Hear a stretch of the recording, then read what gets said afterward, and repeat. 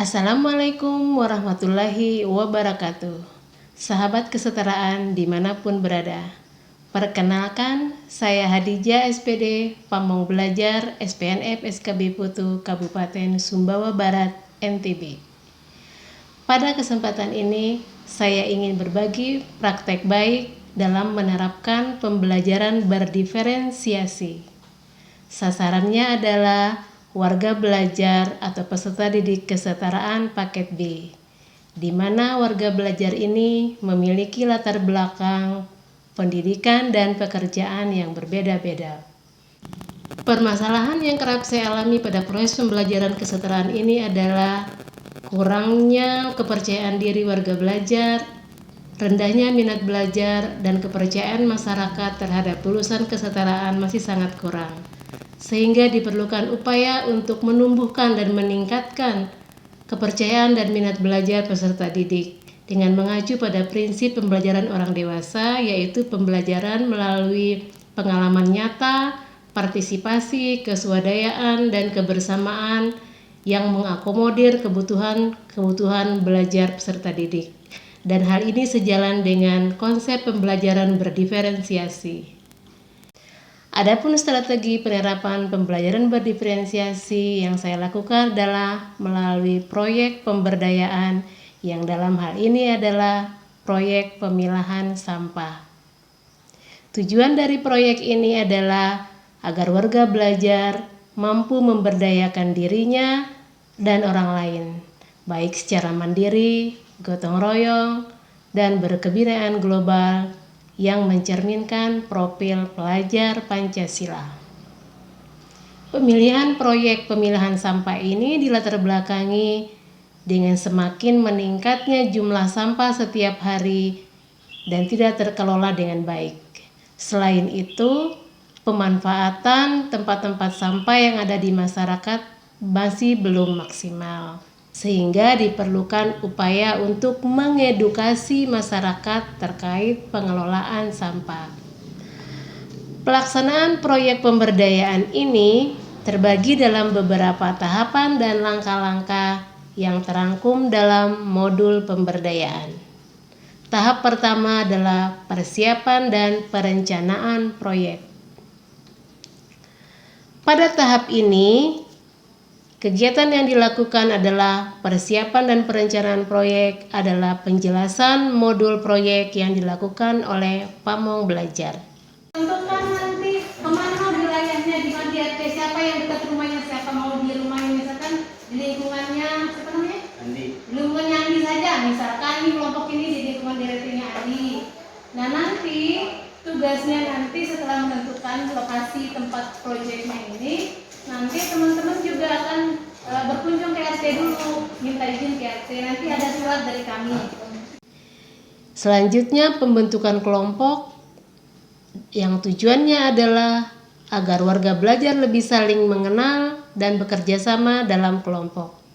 Tahap pertama ini nanti teman-teman akan membuat kelompok ya, sudah ya dilakukannya pembuatan kelompok.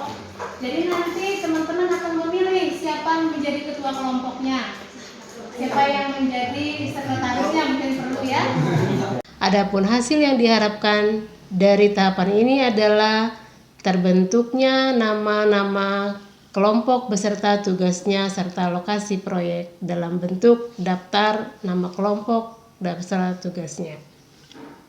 Adapun tahap kedua adalah pelaksanaan proyek. Kegiatan pada tahap ini adalah warga belajar akan mengurus surat pengantar yang diberikan oleh SKB. Kemudian warga belajar akan melakukan koordinasi dengan kelurahan, dengan desa dan RT setempat. Adapun tujuan dari kegiatan ini adalah warga belajar mampu melakukan koordinasi dengan pihak terkait. Selanjutnya, warga belajar akan melakukan pendataan dan sosialisasi kepada masyarakat terkait pemilahan sampah.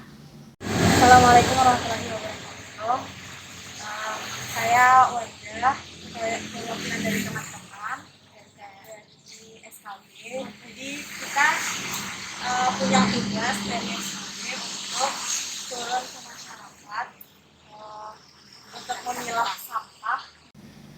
Adapun hasil yang diharapkan dari kegiatan ini adalah adanya persetujuan dari desa, kelurahan, dan RT setempat untuk melakukan sosialisasi dan pendampingan terkait proyek pemberdayaan pemilahan sampah. Pelaksanaan proyek selanjutnya adalah pendampingan terkait pemilihan sampah, sampah organik dan anorganik yang dilakukan oleh warga belajar kepada masyarakat. Kemudian tahapan terakhir dari proyek ini adalah tahap ketiga adalah hasil dan tindak lanjut proyek. Pada tahap ini warga belajar akan menyusun laporan dan mempresentasikan hasil proyek. Dalam penyusunan laporan, warga belajar akan mendapatkan bimbingan dan pendampingan dari pamong belajar. Adapun tujuan dari tahapan ini adalah warga belajar mampu menyusun laporan dan mampu mempresentasikan proyek. Hasil yang diharapkan dari tahapan ini adalah berupa laporan dan rencana tindak lanjut yang disusun oleh warga belajar dalam masing-masing kelompok. Jadi sesuai jadwal yang sudah kita sepakati ya, bahwa minggu keberapa ini? Tiga. Ya, sekarang tanggal 18 ya. Sekarang tanggal 18 itu artinya jadwal kegiatan proyeknya di tahap akhir ya, artinya tahap presentasi dan penyerahan hasil laporannya ya. Jadi pada kesempatan ini yang pertama tampil adalah grup Kasapa ya. Jadi grup Kasapa ini sudah melakukan tugas proyeknya di masyarakat di RT berapa? RT 2 RW 4 ya. Jadi nanti silakan teman-teman yang lain menyimak apa hasil kegiatan proyek dari kelompok Kasapa ini. Jadi nanti silakan teman-teman ada yang ingin menyampaikan saran, yang ingin menanggapi tugas dari ini proyek dari kelompok Kasapa ini. Terima kasih Pak Tutor. Kita mau presentasi yang akan dibawakan oleh warga.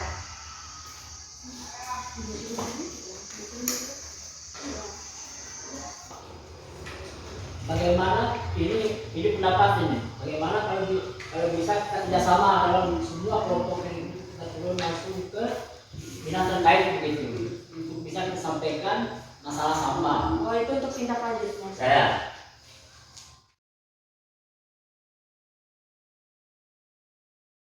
Mana kesan-kesannya dengan pembelajaran berbasis proyek ini? Seru, sedikit menantang sama dapat pengalaman turun ke masyarakat. Sangat menarik juga ya. Apa hambatan pada saat turun ke lapangan? Hujan, nggak ada motor, sama teman-teman ada yang sibuk juga.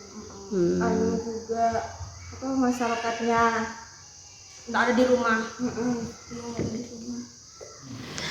Kesimpulan dari kegiatan proyek pemberdayaan ini adalah pamong belajar dapat menciptakan pembelajaran yang menyenangkan dan sesuai dengan kebutuhan warga belajar, sehingga warga belajar mampu atau memiliki kepercayaan diri dan mampu memberdayakan dirinya di masyarakat. Demikian praktek baik ini semoga bermanfaat untuk pendidikan kesetaraan yang bermutu dan bermartabat.